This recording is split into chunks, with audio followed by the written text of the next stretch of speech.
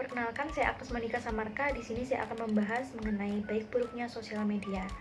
Nah, selama pandemi COVID-19, kita seringkali menggunakan internet atau menggunakan gadget kita, laptop kita sebagai media komunikasi, baik itu antar kerabat, saudara maupun teman, ataupun untuk dosen kita sebagai kegiatan belajar mengajar. Nah, seringkali ketika kita terus berinteraksi dengan elektronik tersebut, kita cong-col waktu untuk membuka sosial media. Tidak jauh-jauh, contohnya dari saya sendiri, ketika saya selesai kelas atau selesai kegiatan belajar mengajar, seringkali saya mengecek akun sosial media saya. Nah, tidak terasa waktu terasa cepat dan saya ternyata terlalu lama membuka sosial media. Nah, hal tersebut membuat saya menyesal karena telah membuang waktu saya terlalu lama, sehingga kegiatan saya berikutnya terhambat karena sosial media tersebut. Nah, dampak-dampak negatif lainnya saya rasakan seperti gangguan kesehatan fisik, seperti pusing, mual, begal-begal di leher, dan mata panas karena terlalu lama menggunakan sosial media. Lalu juga ada dampak negatif lain seperti terpapar konten negatif. Jadi di internet ini sekarang banyak tersebar informasi mengandung sara, lalu konten pornografi yang tidak baik bagi masyarakat, terutama untuk remaja ya. Nah, di sini kita sebagai warganet yang baik harusnya lebih bisa memilah dan memilih mana sih yang perlu saya baca, perlu saya tonton, perlu saya dengar, dan mana yang tidak boleh. Jadi kita bisa menambah wawasan dari internet dan menambah ilmu yang baik-baik saja, dan yang buruk tidak perlu kita lihat ya. Lalu dari internet ini juga bisa menimbulkan gangguan mental. Contohnya pada Instagram misalnya, kerap kali kita melihat seseorang menggunakan sosial media ini untuk mengekspos kehidupan sehari-harinya, dan kerap kali yang diceritakan adalah kegiatan yang baik, tentu saja yang baik, tentu saja yang bahagia. Jadi kita seringkali kagum atau tertarik atau bahkan ada rasa iri hati. Nah, ketika kita tertarik atau kagum, itu bisa menjadi motivasi untuk kita untuk bisa seperti mereka. Misalnya mereka liburan ke luar negeri berkali-kali, udah kesana kesini, dan kita ingin seperti itu. Kita termotivasi, kita bekerja lebih keras, kita belajar lebih keras untuk bisa mencapai target tersebut. Itu menjadi hal yang baik. Namun ketika kita menjadikannya sebagai iri hati, jadi ketika kita melihat, kita membanding-bandingkan hidup kita dengan orang lain, itu menjadi hal yang tidak baik untuk diri kita. Jadi kita bisa merasa cemas atau gelisah atau frustasi dan merasa tertinggal ketika temanku sudah ke sana atau temanku memiliki barang si ini, aku belum punya. Nah, itu bisa menjadi iri hati dan juga rasa aku ini apa tertinggal ya, apa aku jadul, seperti itu. Jadi sebaiknya kita melihat konten orang lain ini sebagai motivasi untuk kita. Bagaimana kita bisa seperti itu, bagaimana saya bisa bahagia seperti orang tersebut. Nah, itu harus kita belajar dari hal yang baik-baik saja. Lalu ada juga dampak negatif lainnya seperti hoax. Nah, banyak sekali hoax yang tersebar, terutama pada grup-grup keluarga misalnya. Di situ kita sebagai warganet yang baik dan sebagai mahasiswa, kita juga perlu memilih mana yang benar, mana yang tidak. Nah, ketika ada hoax yang tersebar, kita perlu menegur, oh itu ternyata tidak benar, atau ada yang menyebar seperti konten kesehatan seperti obat corona adalah ini. Nah, menurut kita itu tidak benar dan tidak valid ya. Jadi kita harus meluruskan mana sih yang benar, mana yang tidak.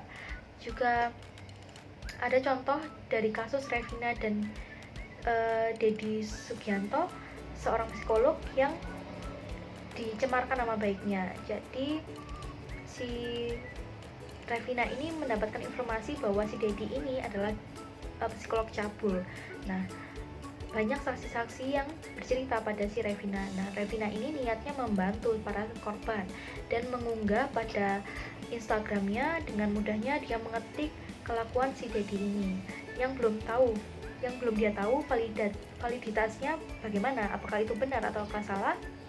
Namun dia sudah memviralkan hal ini.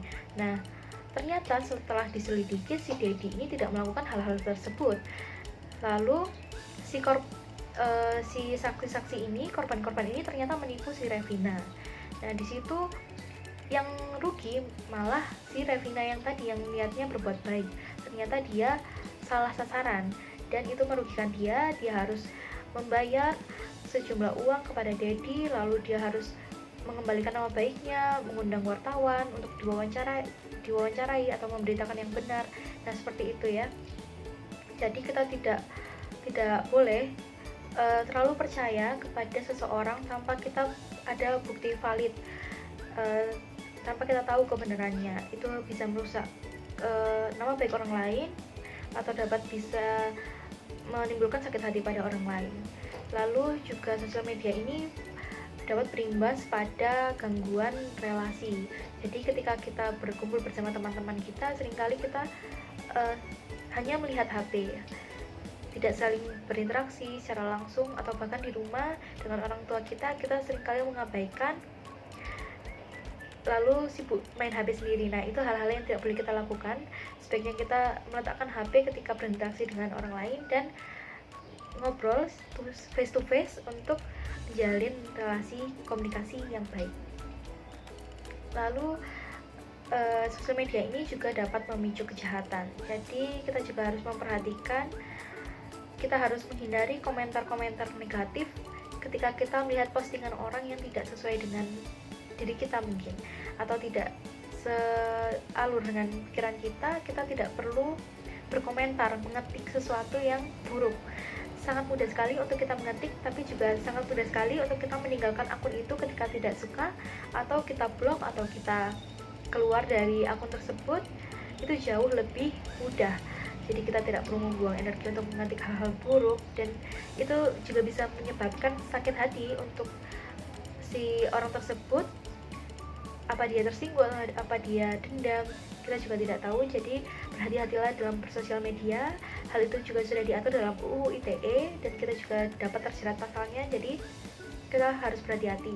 Dan juga saya menemukan, yang saya baru baca tadi pagi, ada seorang wanita remaja yang menggunakan Instagramnya sebagai akun jual bayi murah, dan di sana dia memposting foto-foto artis, bayi-bayi artis yang dia tulis dengan bayi jual murah. Nah, di situ diselidiki, ada artis yang tidak terima dan diselidiki dan ketemulah orangnya. Dan di situ kita tidak tahu dia cuma iseng-iseng aja atau penipu sesungguhnya, tapi dia sudah membuat kesal si artis ini, membuat dendam dan benci karena mengapa anak saya diunggah fotonya seperti itu. Nah, itu juga tidak baik untuk digunakan di sosial media. Lalu setelah kita mengetahui dampak negatif dari sosial media, kita hendaknya lebih bijak dalam menggunakan sosial media. Sebagai warganet yang baik, kita harusnya menggunakan sosial media ini sebagai kegiatan yang positif. Seperti misalnya kita menyediakan hiburan untuk teman-teman kita, untuk orang sekeliling kita, sebagai media kreativitas kita. Mungkin kita bisa foto, bisa video, atau bisa bernyanyi, menari. Kita bisa tuangkan pada sosial media. Lalu kita bisa menuangkan juga informasi positif mengenai kesehatan, mengenai apapun itu. Kita bisa tuangkan hal-hal positif. Lalu kita juga bisa menggunakan sosial media untuk berjualan. Mungkin kita bisa buka lapak, seperti yang kita tahu ada sosial media, ada Shopee, ada Tokopedia yang bisa kita gunakan untuk membuka bisnis baru tanpa kita perlu membuka store-nya, tapi kita bisa berjualan di sana, dan itu sangat menguntungkan di masa pandemi ini. Jadi sebaiknya sosial media kita gunakan sebaik-baik mungkin untuk hal-hal yang positif dan tidak merugikan orang lain. Sebenarnya kita semakin bijak dalam menggunakan sosial media dan tahu batasnya pada penggunaan sosial media. Terima kasih, sekian yang dapat saya sampaikan. Terima kasih.